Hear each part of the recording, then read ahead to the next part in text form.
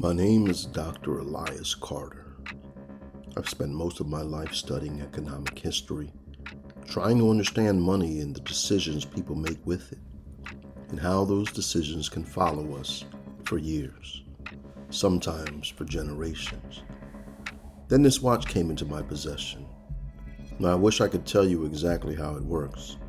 I can't. But every once in a while, the hands start moving.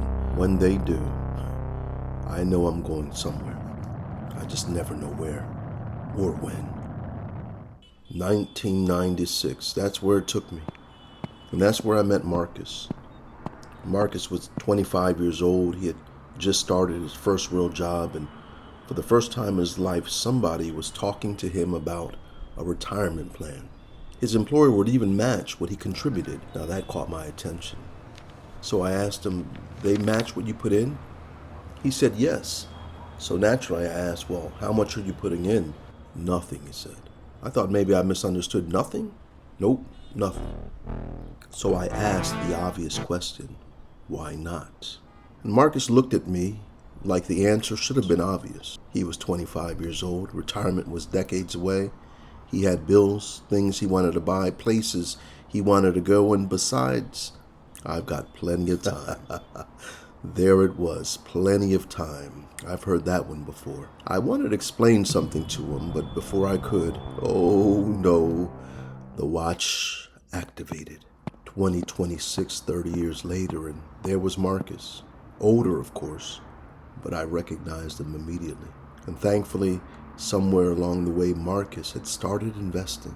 And so I asked him, "You started investing?" He told me, "Yeah, a little later than I wanted to," but he'd waited 20 years.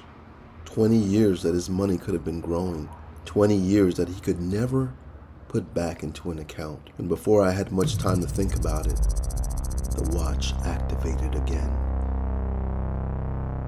Now another 30 years. 2056.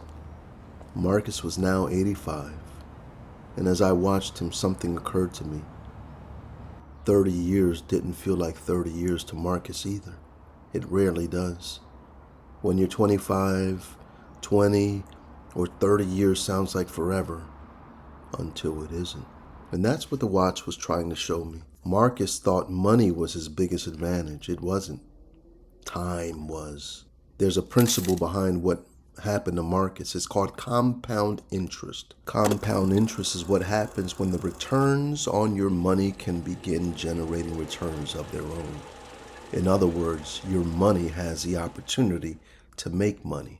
And then there's another important term that comes into play, your time horizon. Your time horizon is simply how long your money has the opportunity to grow. And the longer that horizon is, the more opportunity compounding has to work. Marcus thought he could wait because he had plenty of time, but that's exactly what made the time so valuable. He could make more money later, earn more, save more, invest more, but the 20 years he waited, those were gone, and no amount of money could buy them back. That's the thing about money. You can always find more money, but you can't buy back yesterday. Oh no, where am I going next?